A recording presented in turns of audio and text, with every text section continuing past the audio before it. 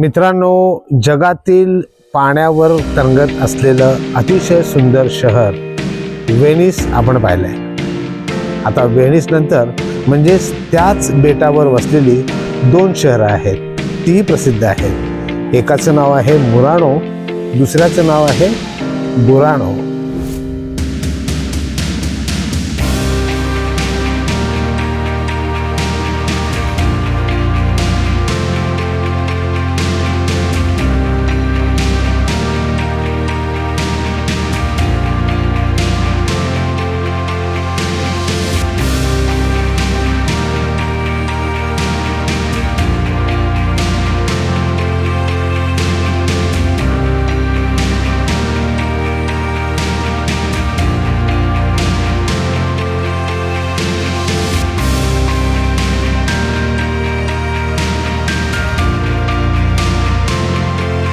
Murano हे काचेसाठी खूप प्रसिद्ध आहे. काचेसाठी म्हणजे काचेपासून विविध वस्तू तयार करण्यासाठी.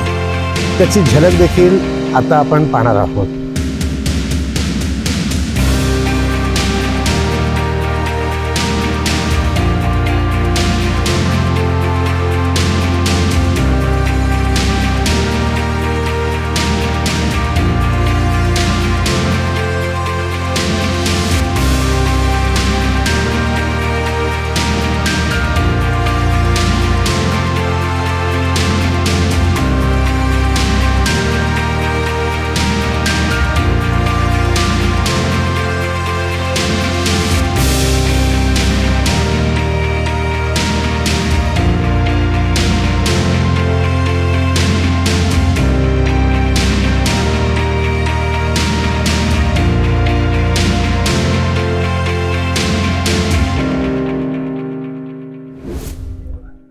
त्याचबरोबर पाण्यावर वसलेलं मुरानो काय आणि पाण्यावर वसलेलं हे बुरानो काय, अतिशय टुमदार शहरं आहेत.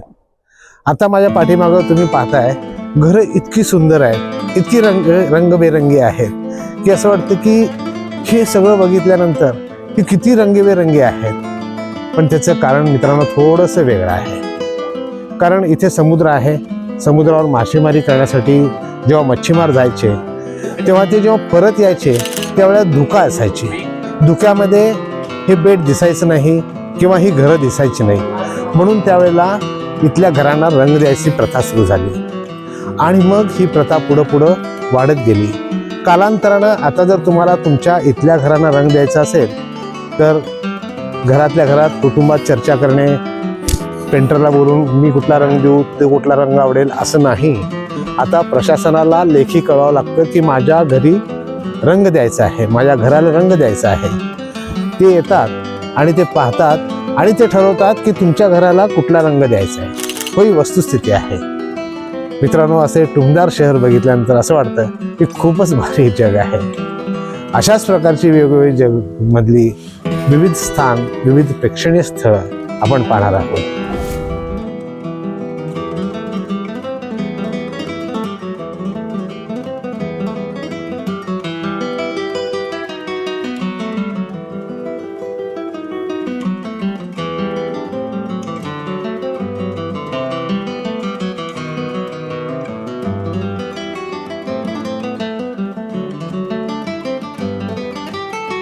मित्रांनो, बुरानो आणखी एका गोष्टीसाठी प्रसिद्ध आहे, ते म्हणजे लेससाठी.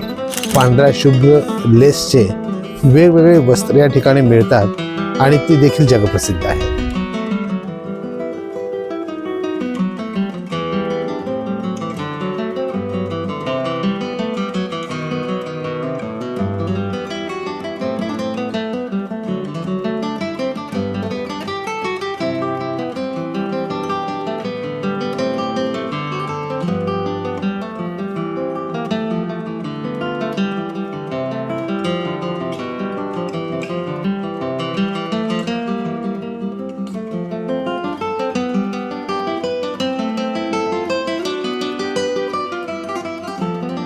आता आणखी एक गोष्ट या ठिकाणी आहे, ती म्हणजे पिसाचा मनोरा.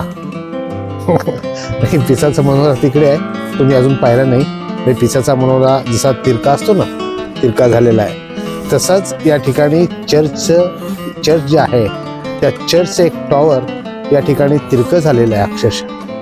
आता काही लोक म्हणतात की समुद्राच्या बाजूला असल्यामुळं पाण्यामुळं त्याचा पाया खचला आहे, तर काही जण म्हणतात वास्तुशास्त्रातच काहीतरी बिघाड झालेला आहे आणि तेव्हाच हा टॉवर तिरका झाला आहे. माहीत नाही खरं खोटं, पहा तुम्हीच.